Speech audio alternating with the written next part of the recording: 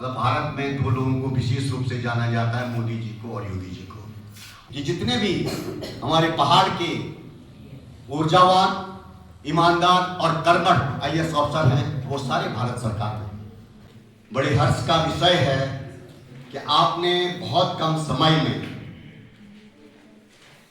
बहुत अच्छी तैयारी करके भारतीय संस्कृति की, जो मैंने कहा कि राजनीति की जो सर्वोच्च संस्था है हमारी भारतीय संसद, जो हमारी राजनीति की आत्मा भी है, उसका आपने प्रत्यक्ष रूप से यहाँ पर प्रदर्शन किया, वो निश्चित रूप से सराहनीय है। इसलिए भी सराहनीय है कि हमारे जो मुख्य अतिथि हैं वो पूर्व में दुगड्डा विकास खंड, जो पौड़ी जनपद का सबसे बड़ा विकास खंड था, उसके ब्लॉक प्रमुख रहे हैं, और उसके बाद उत्तराखंड की द्वितीय निर्वाचित विधानसभा में 2007 से 12 तक आपने इस विधानसभा का नेतृत्व किया है विधायक के रूप में हमारी राज्य की, उत्तराखंड राज्य की विधानसभा में।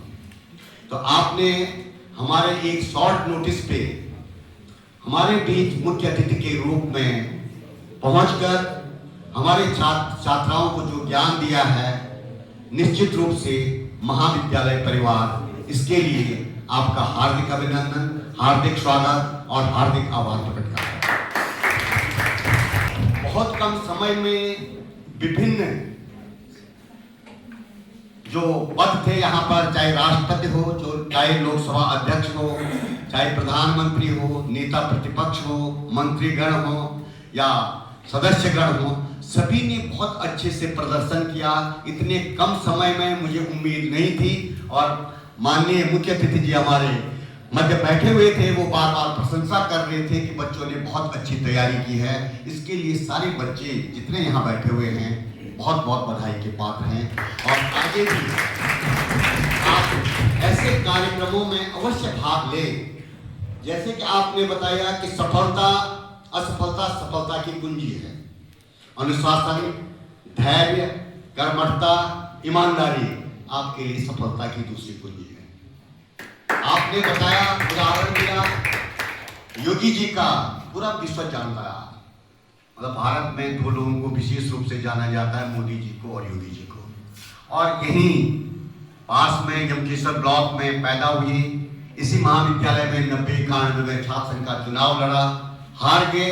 अगर वो भी यही सोचते जैसे आपको मुख्य अतिथि जी ने संदेश दिया कि नहीं मैं हार गया, मैं बैठ जाऊं, और आप देख रहे हैं कि लगभग मुझे जहां तक जानकारी है कि बहुत युवा सांसद रहे, और 4 बार संसद में गोरखपुर क्षेत्र से, अपने क्षेत्र से प्रदर्शन करना बहुत बड़ी बात है। लेकिन दूसरे प्रदेश में जाकर के वहां से संसद में प्रतिनिधित्व करना और उस सूबे का मुख्यमंत्री बनना, ये हमारे लिए, पूरे उत्तराखंड के लिए बहुत बड़ी सौभाग्य की बात है कि ऐसे व्यक्ति हमारे यहाँ पैदा हुए। जैसे आपने उदाहरण दिया कि CDS बिपिन रावत जी का, अनिल चौहान जी का, डोभाल जी का, जितने भी हमारे, और अभी भी आप देखेंगे ब्यूरोक्रेट्स में भी कि जितने भी हमारे पहाड़ के ऊर्जावान, ईमानदार और कर्मठ IAS अफसर हैं, वो सारे भारत सरकार में।